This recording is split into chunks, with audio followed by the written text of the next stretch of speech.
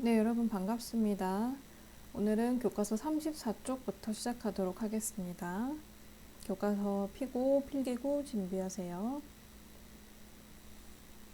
여러분들은 지금 1단원의 세 번째 소단원인 원소의 주기성에 대해서 배우고 있습니다. 오늘 배울 학습 목표는 알칼리 금속과 할로젠 원소의 성질에 대해서 알아보고 일상생활에서 이 원소들의 역할들을 알아보는 시간으로 가지시면 되겠습니다. 자, 여러분, 알칼리 금속은 여러분들 교과서 28쪽에 있는 원소 주기율표상에 1쪽에 해당되는 원소들이고, 이 원소들은 우리가 앞에서 배웠듯이 금속 원소들이죠. 자, 이 1쪽 원소들을 우리가 알칼리 금속이라고 합니다. 보통 리튬, 나트륨, 칼륨, 르비듐을 대표 금속 원소로, 알칼리 금속 원소로 이야기하고 있습니다. 그 원소들을 유리판 위에 올려놓고 밑에 있는 1번 사진과 같이 칼로 자르면, 자, 그림에서 보는 것과 같이 반짝반짝하게 광택이 납니다. 하지만 그 자른 단면은 광택이 금세 사라지게 되는데요. 이게 바로 알칼리 금속의 성질입니다. 또한 칼로 자를 수 있다는 특징이 있습니다. 다시 이야기하면 알칼리 금속은 사진에서 보는 것과 같이 칼로 쉽게 자를 수 있고 공기 중에서 쉽게 표면의 광택을 잃어버리는 특징을 가지고 있습니다. 자, 또 다른 특징에는 어떤 것이 있을까요? 바로 물과 반응한다는 것인데, 물을 만나면 알칼리 금속은 기체가 발생하면서 격렬하게 반응을 하게 됩니다. 이때 반응이 매우 격렬하기 때문에 알칼리 금속의 크기는 쌀알 크기 정도로 아주 작게 잘라서 실험을 하게 됩니다. 그리고 물속에 페놀프탈레인 용액을 한두 방울 떨어뜨리면 또 다른 특징도 발견할 수가 있는데, 바로 반응 후에 물의 색깔이 붉게 변한다는 특징을 가지고 있습니다. 여러분들이 페놀프탈레인이 어떤 지시약인지 다 알고 있죠? 바로 염기성을 알아볼 수 있게 해주는 지시약이죠. 그래서 알칼리 금속이 물과 반응한 후에는 물의 성질이 염기성으로 변한다는 것도 알 수가 있습니다. 그러면 알칼리 금속의 실험 영상을 한번 같이 보도록 하겠습니다.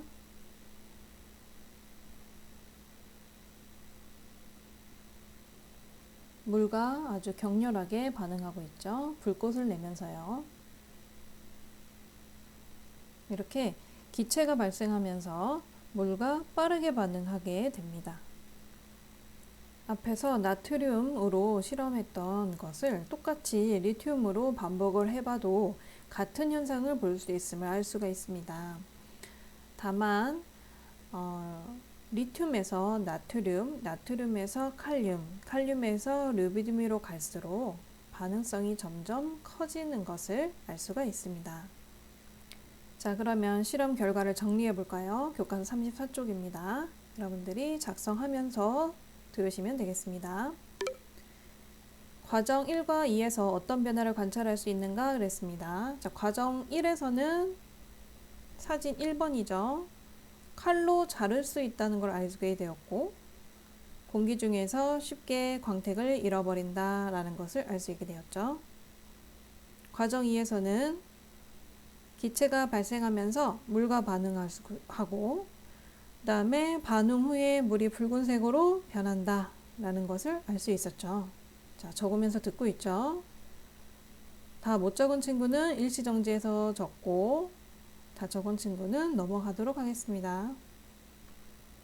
다음 알칼리 금속의 공통적인 성질이 무엇인지 써보자 그랬습니다. 자, 2번은 칼로 자를 수 있을 정도로 무르다, 아주 물렀다, 금속이 이렇게 무를 수 있을까 할 정도로 약하다는 거죠. 자, 이것도 역시 적으면서 들으세요. 느낌을 잘 모르겠다 하는 친구들은 칼로 여러분들 지우개 자를 수 있죠. 그런 것처럼 아주 무른 금속이라고 보시면 되겠습니다. 그 다음에 공기 중에서 쉽게 광택을 잃는다는 점도 공통적인 성질이 되겠고요. 그 다음에 물과 빠르게 반응해서 기체를 발생하고 반응 후에는 물이 염기성을 나타낸다라는 성질이 공통적인 성질이 되겠습니다. 그래서 알칼리 금속의 공통 성질을 이렇게 정리해 보도록 합시다. 네, 다음은 할로젠 원소의 성질을 알아보도록 합시다. 교과서 28쪽의 주기율표상에서 17쪽에 해당되는 비금속 원소들이고요. 여러분들 교과서에 할로젠 원소 하나씩 찾아서 적어보도록 합시다. 먼저 플로린, 염소, 브로민, 아이오딘이 대표적인 할로젠 원소입니다. 이 원소들은 어떤 상태를 가지고 있는지 한번 알아보도록 합시다. 먼저 실온 상태에서는 플로린은 기체 상태고 염소도 기체 상태인데 브로민은 액체 상태네요. 그리고 나트륨과의 반응은 플로린 같은 경우에 일단 격렬하게 반응하는데 매우 격렬하게 반응을 하고요. 염소는 격렬하게 반응을 하고 브로민은 잘 반응한다 이렇게 되어 있습니다. 그 다음에 수소와의 반응은 어떠냐? 플로린은 매우 빠르게 반응하고 염소는 빠르게 반응하고 브로민은 잘 반응한다 라고 했습니다. 자, 그러면 브로민 밑에 있는 아이오딘 같은 경우는 어떨까요? 바로 실온 상태에서 아이오딘은 고체 상태이고 그 다음에 나트륨과의 반응을 한번 예상을 해보면 플로린은 매우 격렬하고 염소는 격렬하고 브로민은 잘 반응하니까 아이오딘은 그냥 반응한다 이렇게 하시면 되겠죠.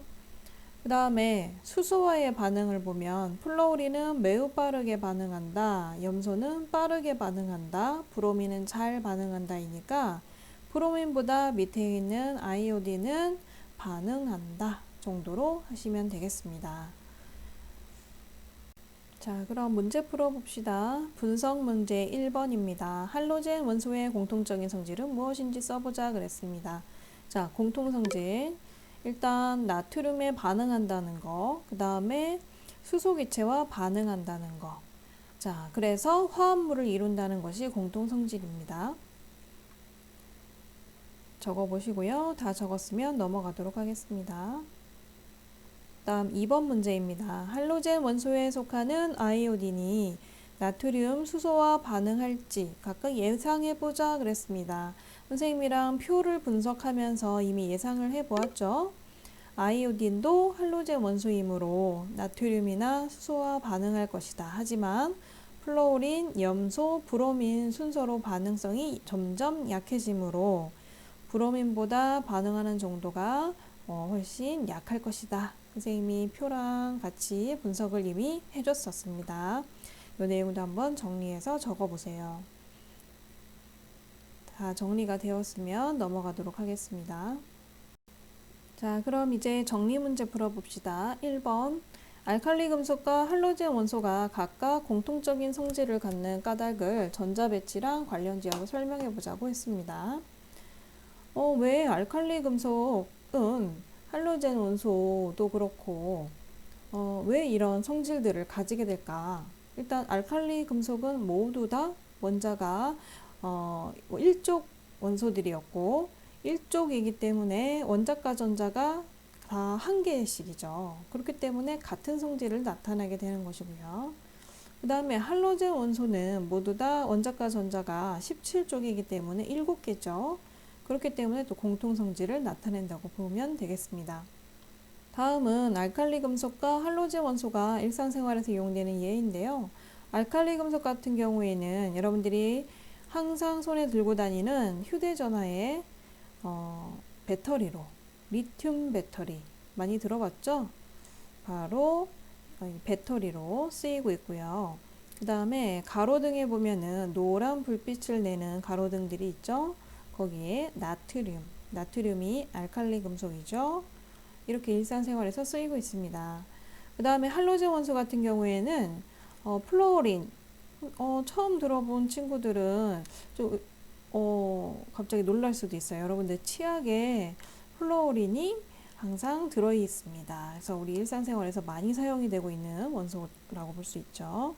그 다음에 화장실을 청소하거나 뭔가 더러운 것을 깨끗하게 닦는 소독약 아니면 표백제 이런 데에는 염소가 함유되어 있습니다. 좀 더 이어서 한번 살펴보도록 할게요. 여러분들 교과서에 보면 알칼리 금속과 할로제 원소가 이용되는 다른 예를 더 찾아보자 라고 해서 교과서 35쪽 맨 밑에 나와 있죠. 거기다가 쓰면서 한번 더 들어봅시다. 자, 더 어디에서 쓰이느냐? 알칼리 금속이랑 할로제 원소가 아예 결합을 해서 쓰이는 것들이 있어요. 염화나트륨도 이제 소금이죠. 염화나트륨도 나트륨이 알칼리 금속, 그 다음에 염소가 나트륨이랑 만나서 염화나트륨. 이 염소가 바로 할로제 원소죠. 두 개가 아예 결합을 해서 우리 일상생활에서 쓰이는 소금, 이나 아니면은 소독약 성분인 이 아이오딘이나 칼륨과 같은 것들이 칼륨은 알칼리 금속이고 아이오딘은 할로제 원소죠. 두 개가 결합이 되어서 소독약 성분으로 쓰이고 있습니다. 그리고 또 알칼리 금속 같은 경우에는 뭐 유리라든지 아니면 비누, 그다음에 소다, 뭐 이온 음료 이런 곳곳에 일상생활 곳곳에 이런 물질들이 함유가 되어 있고요. 아이오딘이나 알칼리 금속 같은 경우에 그 다음에 할로제 원소도 마찬가지입니다. 할로제 원소도 뭐 간소의 성분인 염화나트륨 간소로 쓰이게 되죠. 그 다음에 제설제 눈이 오면 눈을 녹여주는 제설제인 염화칼슘 이런 것들로도 쓰이고요. 그 다음에 이 외에도 굉장히 많은 곳에 일상생활에서 유용하게 이용되고 있습니다. 자, 선생님이 추가적으로 물음을 하나 던지려고 합니다. 자, 뭐냐면 알칼리 금속과 할로제 원소의 이 금속 간의 반응성 세기가 서로 다른 거 앞에서 살펴봤었죠. 자, 선생님이 시간 잠깐 줄 테니까 여기 나와 있는 알칼리 금속과 할로제 원소의 반응성 세기 잠깐 생각해 봅시다.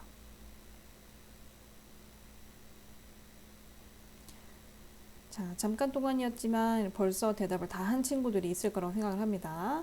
아까 선생님이 이야기했었죠. 리튬, 나트륨, 칼륨 뒤로 가면 갈수록 점점 반응성의 세기가 세진다고 했었죠. 자, 그런데 할로제 원소 같은 경우에는 반응성이 그 표에서 분석을 해보니까 누가 제일 셌어요? 매우 격렬하게 반응하는 거는 바로 플로린이었죠. 그 다음에 염소, 그 다음에 브로민, 마지막이 아이오딘 순이었습니다. 기억나죠? 그래서 반응성 세기를 비교하면 이와 같아집니다. 35쪽에 스스로 평가하기 본인의 오늘 수업 태도에 대해서 우수, 보통, 미흡으로 평가하고 이 단원은 마치도록 하겠습니다. 이제 교과서 36쪽에 1단원의 네 번째 소단원인 원소의 결합에 대해서 배워봅시다. 이 단원의 핵심 개념은 바로 화학결합이고요. 지구와 생명체를 구성하는 주요 원소들이 화학결합을 형성하는 까닭을 설명할 수 있으면 되겠습니다. 그럼 먼저 선수학습 확인부터 해보겠습니다. 자, 전자는 특정한 에너지를 갖는 뭐뭐를 따라 운동하고 이때 전자가 갖는 특정한 에너지 값 또는 특정한 값의 에너지를 갖는 상태를 뭐뭐라고 했습니다. 여러분들 답이 뭘까요? 자, 한번 생각해 보고요. 정답을 벌써 이야기한 친구들이 있을 거라고 생각합니다. 특정한 에너지를 갖는 전자 껍질을 따라서 전자가 운동을 하죠. 이 전자 껍질을 따라 전자가 운동을 하고 이때 이 전자들이 갖는 에너지 값을 우리는 에너지 준위라고 했습니다. 같은 쪽에 속하는 원소는 원자과 전자의 수가 같았죠. 1쪽은 원자과 전자가 1개, 17쪽은 원자과 전자가 7개였었습니다. 우주에서 가장 큰 비율을 차지하는 원소는 수소와 헬륨인 거 다 알고 있죠. 근데 헬륨은 자기 혼자 있어도 안정해서 혼자 있을 수 있는데 수소는 그렇지 않습니다. 왜 그럴까요? 바로 전자 껍질에 채워져 있는 전자수 때문인데요. 수소는 첫 번째 전자 껍질에 전자가 한 개만 채워져 있고, 헬륨은 첫 번째 전자 껍질에 전자가 두 개가 채워져 있습니다. 그런데 첫 번째 전자 껍질에는 전자가 몇 개까지 채워질 수 있다고 배웠죠? 맞아요. 바로 두 개까지 채워질 수가 있죠. 그래서 헬륨은 전자 껍질에 전자가 모두 채워져 있기 때문에 혼자 있을 수 있는 겁니다. 그러면 수소는 한 개가 부족하죠? 그러면 어떻게 하면은 안정한 상태로 존재할 수가 있을까요? 자, 벌써 눈치챈 친구들 있죠? 바로 수소가 다른 수소와 결합을 하면 안정한 상태로 존재를 할 수 있겠죠. 그래서 앞에 도입의 사진을 보면은 이렇게 이 수소가 두 개가 이렇게 서로 손을 맞잡고 결합하려고 하는 모습을 볼 수가 있습니다. 이와 같이 원소들은 서로 굉장히 안정하게 유지하려는 성질을 가지고 있는데요. 계속해서 안정한 상태를 되게 하기 위해서 노력을 합니다. 주기율표상에서 가장 안정한 원소가 어디 있는지 살펴보면 바로 18쪽에 있습니다. 18쪽 원소의 한 개를 한번 살펴봅시다. 네온인데요. 네온의 이 원자 구조의 모형을 보면 가운데 양성자 플러스 10, 원자핵이 플러스 10이고 첫 번째 전자 껍질에 전자가 두 개 꽉 채워져 있고요. 두 번째 전자 껍질에 하나, 둘, 셋, 넷, 다섯, 여섯, 일곱, 여덟 개로 전자가 꽉 채워져 있죠. 합해서 전자가 10개. 굉장히 안정된 상태로 존재가 가능하다는 겁니다. 아르곤도 세 번째 전자 껍질까지 전부 다 10개로 다 채워져 있기 때문에 안정된 상태로 존재할 수가 있습니다.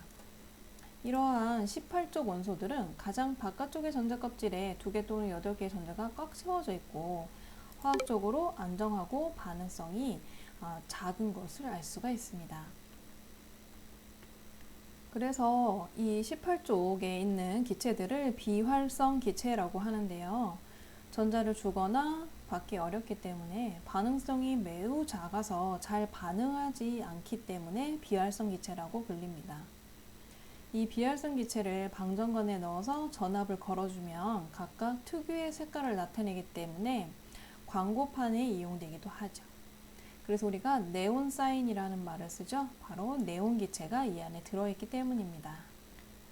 그에 반해서 18쪽에 속하지 않는 원소들은 18쪽과 같은 전자 배치를 하려고 하는 경향이 있는데 바로 안정해지려고 하는 경향입니다. 이러한 원소들은 우리가 불안정한 원소라고 하는데요. 원소가 전자를 잃거나 얻기도 하고 다른 원소와 전자를 공유하기도 하는데 그 과정에서 화학 결합이라는 것이 만들어지게 됩니다. 자, 이제 이런 원소들이 왜 화학 결합을 하는지 알게 되었죠? 그럼 이제 교과서 37쪽의 자료 해석을 보도록 합시다.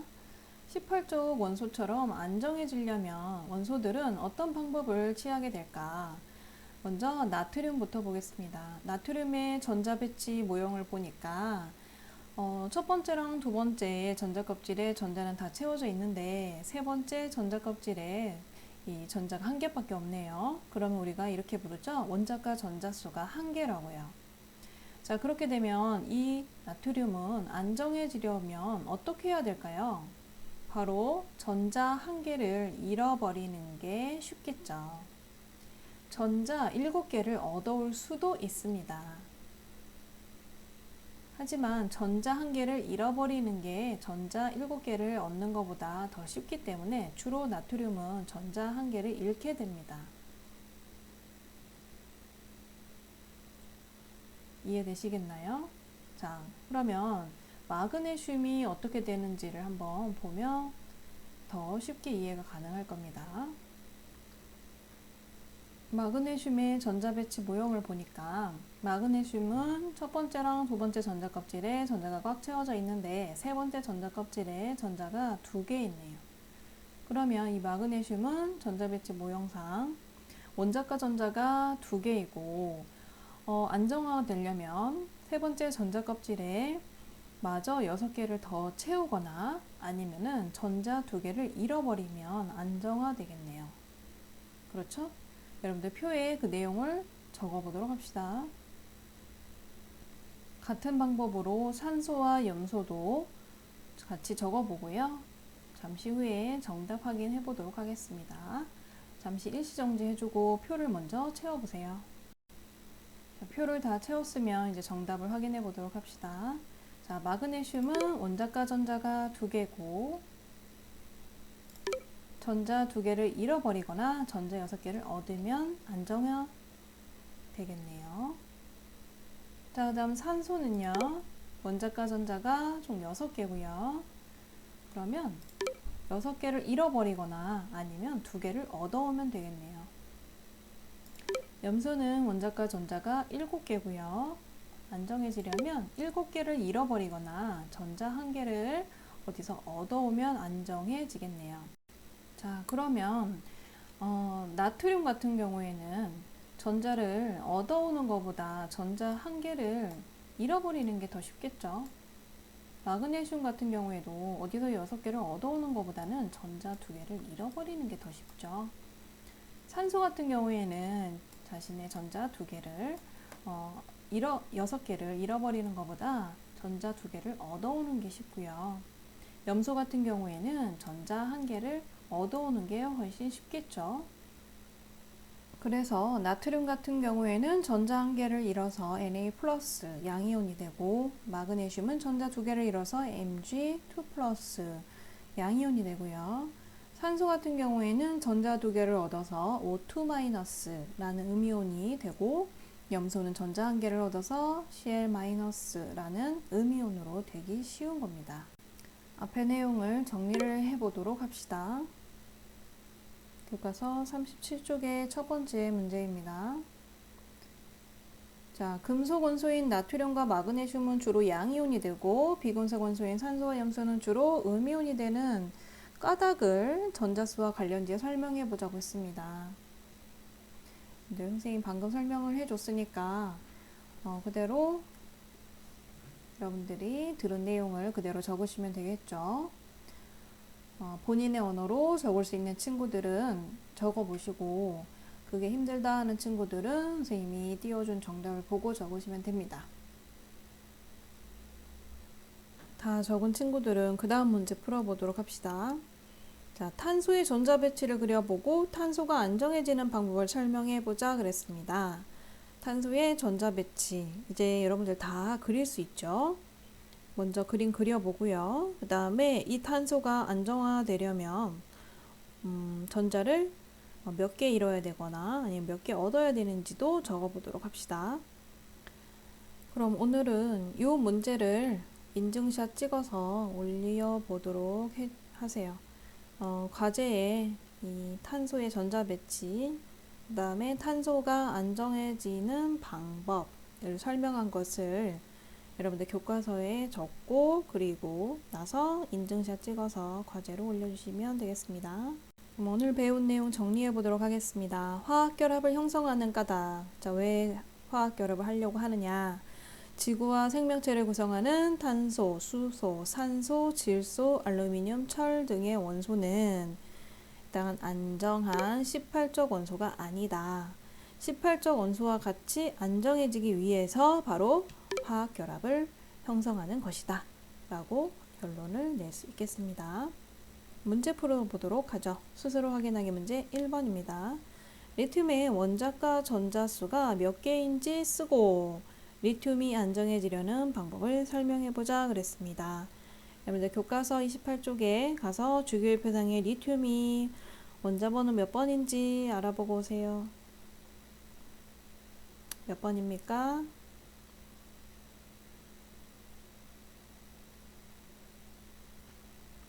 3번이지요. 자, 그러면 첫 번째 전자 껍질에 전자 2개, 두 번째 전자 껍질에 전자 1개니까 리튬의 원자과 전자수는 1개죠. 잘 이해 안 되는 친구들을 위해서 선생님이 그림을 그려봤습니다.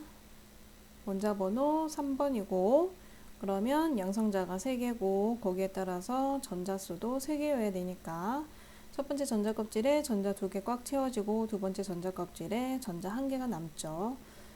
이 최애각 전자 껍질에 있는 전자의 수가 원자과 전자이니까 원자과 전자의 수는 1개입니다. 자, 그럼 이 리튬 같은 경우에는 이 1개를 아예 잃어버리거나 아니면 어딘가에서 총 8개를 만들기 위해서 7개를 얻어야 하거나 둘 중에 하나를 하면 되는데 7개를 어디서 얻어오는 것보다는 자신이 가지고 있는 전자 1개를 잃어버리는 게 훨씬 안정화되는 게 쉬운 방법이겠죠. 그래서 이제 리튬 같은 경우에는 전자 1개를 잃어버리게 되니까 리튬이 일가 양이온이 될 확률이 굉장히 높아지게 되는 것이죠. 다음 두 번째 문제입니다. 산소가 주로 O2-로 존재하고 O-로 존재하지 않는 까다. 우리가 앞에서 다 했습니다. 왜 그러냐면 산소의 원자과 전자수가 6개죠. 그래서 전자를 2개 얻어와야 안정이 됩니다. 그렇기 때문에 O2-가 되는 것이죠. 이제 세 번째 문제입니다. 세상의 모든 원소가 안정해요. 이미 안정해요. 그러면 서로 결합을 안 하겠죠? 그러면 어떤 일이 생길까 이야기를 해보라고 했습니다. 원소가 모두 안정하면 화학 결합이라는 것이 발생하지 않습니다. 그러면 새로운 물질도 생성되지 않고요. 세상에서 이루고 있는 이 물질의 종류 수 자체가 감소하겠죠. 지금과 같은 다양한 물질들을 만들어낼 수 없을 것입니다.